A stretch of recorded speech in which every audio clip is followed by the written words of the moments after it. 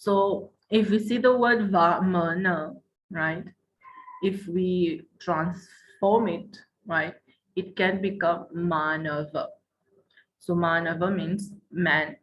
Donc li pour refer anticiper that this is the first human, complete, you can say, human incarnation of Vishnu as Manav. Manav means human or man.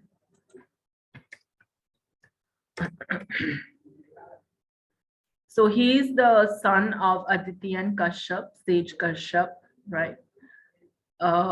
We have Diti and Aditi, right? The two sisters, Diti and Aditi. Diti, her sons, they are actually the demons. Aditi, her sons, they are actually the sages. Like even we have Indra, right? So he is the son of Kashyap and Aditi. And of course, when he was born, he did the Janev. Later on, he did the Janev ceremony, which we call the Upanayan Sanskar. He studied the scriptures as well to be learned. Why did he come?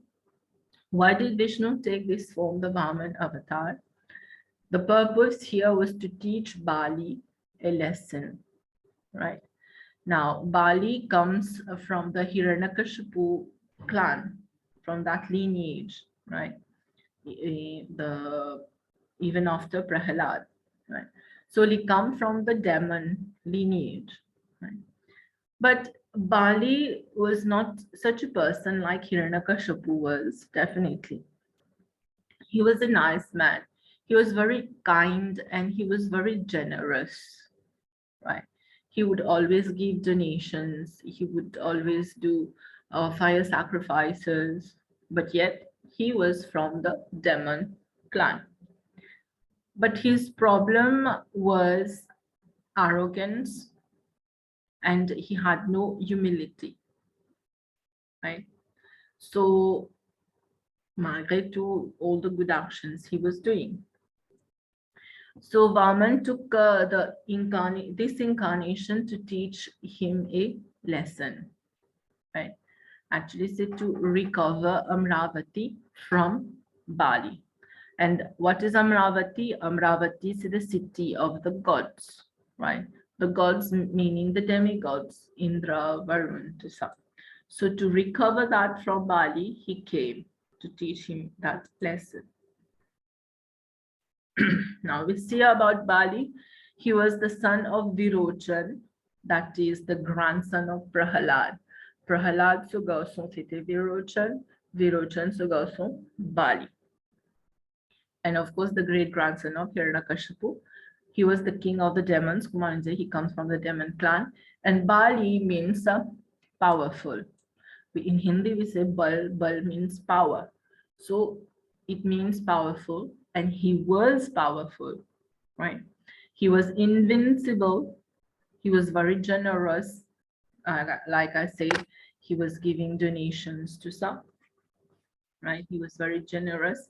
He was a very nice, noble king, but he had these problems of ego and arrogance. Now, let's go to the churning of the ocean now. In Satyug, there was the churning of the ocean. Why was there the churning of the ocean? Because it was believed that there is nectar beneath the ocean, right? So they were doing the churning. You will see one side we have the gods, other side we have the demons. The demons actually wanted to possess that nectar, but we can't let a demon drink the nectar because they will become immortal, right? So if demons become immortal, there will be the reign of bad qualities, arrogance everywhere, right? So there was the churning of the ocean. And of course, we got the nectar, including many other things like Lakshmi. We have Airavat. Airavat was the elephant, which came out of the churning of the ocean. We have precious jewels. We have Kamdhenu, the cow, many other things which came, including the nectar. Now, by the help of Vishnu, Vishnu at that time, he took the form of a woman, a very beautiful woman whose name was Mohini, right? So she could, you know, uh, the devas were able to drink the nectar just because of Mohini, right? And the demons were deprived of the nectar. They could not get it. Pourtant, les deux, the demons and the gods, they helped. They gave their contribution, Nukadya, in the churning of the ocean, but demons did not get that nectar. So when Bali became the king, he tried his best then to get back the power lost, right? So of course the demons, since they did not get the nectar, they became weak with time. So they were losing power. Donc Bali then, since he is the king of the demon, he thought that it was his duty to gain back the power of the demon. Then Bali, he took the advice of his guru Shukracharya. Shukracharya has been the guru of all the demons. Remember, guru of all demons. He performed the Bali by the advice of Guru Shukracharya. He performed the Vishwajit Yagya. Vishwajit, Vishwa means the world, Jit means victory. And he did that to get back power, right? So Bali then obtained a wonderful chariot with 4 horses. He got a celestial bow. He got a pair of quivers where there will be unlimited arrow. And he got many other weapons, which definitely make him and the demon clan powerful, right? They got powers finally, which they can use whenever possible. Now, Virochan, who was the father of Bali during his reign when he was ruling, he lost some parts of his kingdom. Now, Bali, when he became the king now, he got them back. He fought, power met now, he fought. So he got all those parts of the kingdom back. He also went to fight with the gods and the demigods in Amravati. Amravati means the place where the gods reside. And there he was victorious too. Since he got the powers after the Vishwajit Yagya. So he was victorious there. Donc, quelque part, the aim of doing that fire Vishwajit sacrifice, fire sacrifice, that aim was fulfilled, right? Then, by the advice of Guru Brihaspati, Indra and other gods, they left Amravati because they were already defeated. And they can't fight Bali since he was powerful. So Brihaspati advised them to leave that place and to disguise themselves and to find shelter somewhere else to live. Guru Brihaspati also said that only Vishnu can help them. Only Vishnu can match the power of Bali. No one else can do that. So, with that, we come to the story of Aditi and Kashyap, the parents of Vaman, Upendra. So then Indra went to see his mother, Aditi, Upendra, the younger brother of Indra, right? So Indra went to meet his mother, Aditi, and he told Aditi all the problems they had, how they lost their power, they lost Amravati, and Aditi was very sad, of course, hearing that. He could not see his son in such a situation. Then she asked Kashyap, sage Kashyap, the husband, to help her to find a way. And the solution was that Aditi should keep fast, payo vrat, fast And that fast, during that fast, she has to drink only milk. She can't drink all this stuff and she can't even eat. Only milk drinking. And in the bright fortnight of the Falgun month, Falgun say what you call February, March month, Aditi started to keep that fast, and that fast ended till 12 days. Do jours only by drinking milk. Then Vishnu was very pleased with her, with her devotion. Vishnu blessed her that Vishnu himself will take birth at her place, right? And as her son. And that is the son who became actually Upendra or Vaman, right? So he was born then to take back Amravati and to defeat the demons as well. Now there was a yajna, a yagya or fire sacrifice. Bali was preparing for that, the host sacrifice. And Vaman, he desired to attend that fire sacrifice. He went there definitely. When he went there, everyone uh, saw Vaman like a brilliant light. He was so brilliant. He had such a brilliance in his aura that people mistook him to be Surya, the sun god. But in fact, of course, he was not Surya, he was a Vaman. He was very short with an umbrella. Pareil comme Tuban Brahman, c'est qu'ils amené avec zut. Umbrella usually, a pot of water, which we call the kamandal, right? So Bali welcomed Vaman. So he was as a guest there. Vaman was as a guest. Bali, since he is the host, he welcomed Vaman. And Bali requested him to ask whatever he wants. Because Bali, is bien generous, right? He kind and generous. He would give people whatever they desire, whatever they ask. So Bali asked him, requested him to ask something. Now, Guru Shukracharya was there during that sacrifice, the whole sacrifice. And when he saw the dwarf, he knew that he was not a common Brahmin, a simple Brahmin. He understood that that was definitely Vishnu in the form of Vaman. So he warned Bali at that time not to give a promise, okay, not to keep a promise to him. But Bali, he did not listen to the Guru. And and say he disobeyed the Guru, yes. But on the other side, he had that quality of generosity. You know? Someone who comes at his place, he has to give him something. This is what we call hospitality, right? This is also what we call Atithi Devo Bhava.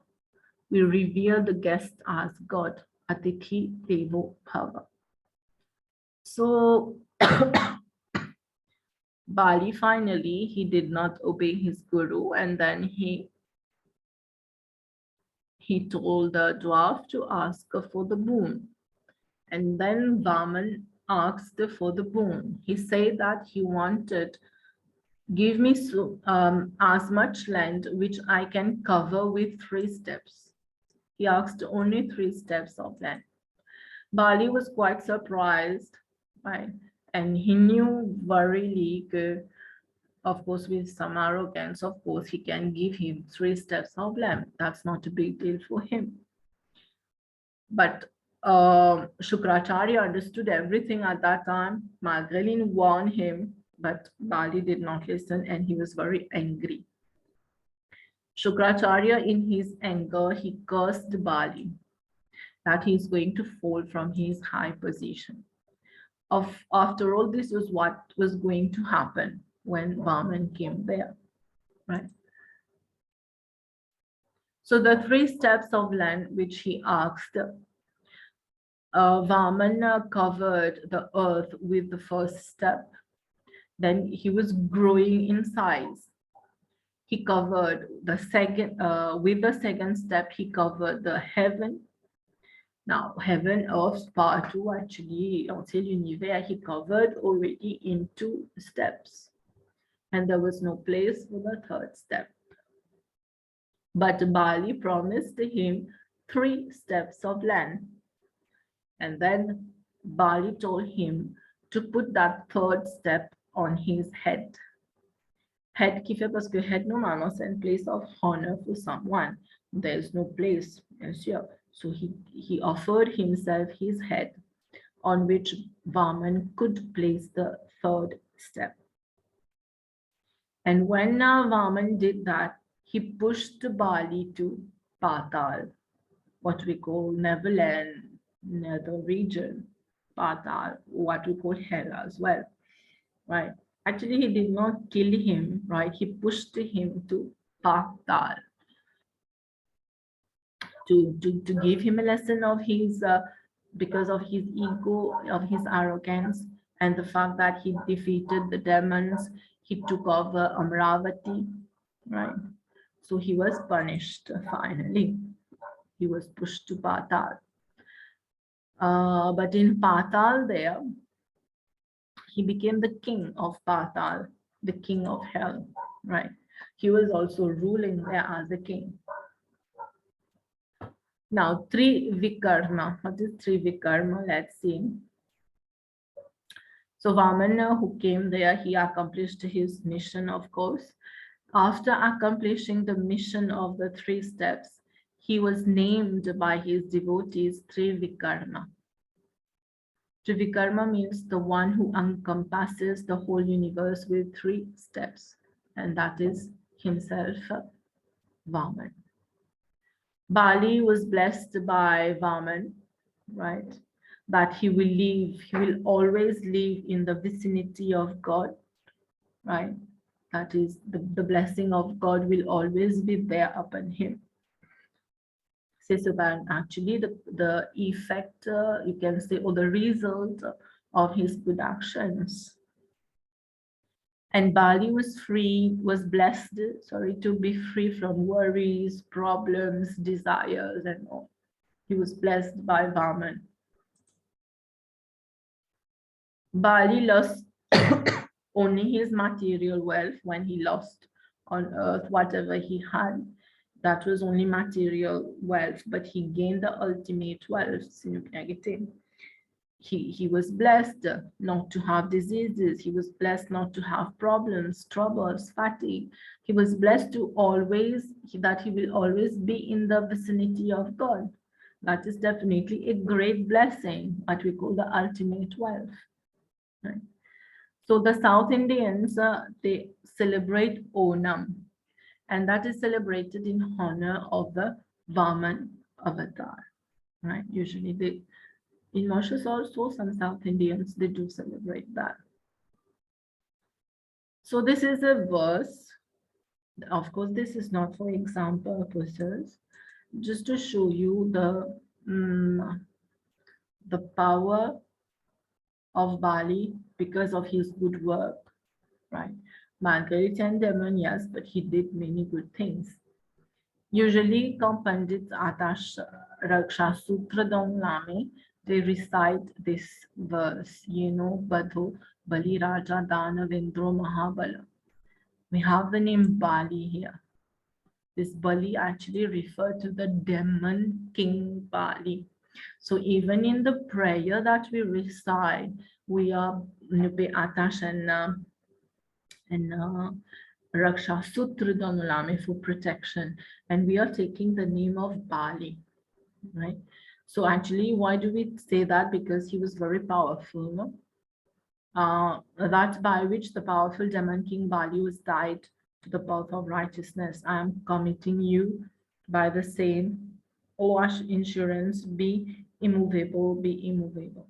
That is what we ask, that this is going to protect us, like Bali. So what are the few lessons that we can learn from the story of Bali, right? Vaman and Bali. Firstly, that we do not own anything.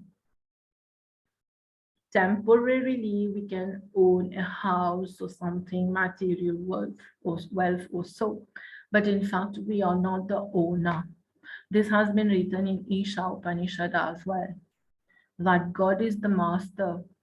In the very first verse of Isha Upanishad, God is the master, and we are not the master. We are not the owner. We are not the doer. In Isha Upanishad, who is the owner? Who is the doer?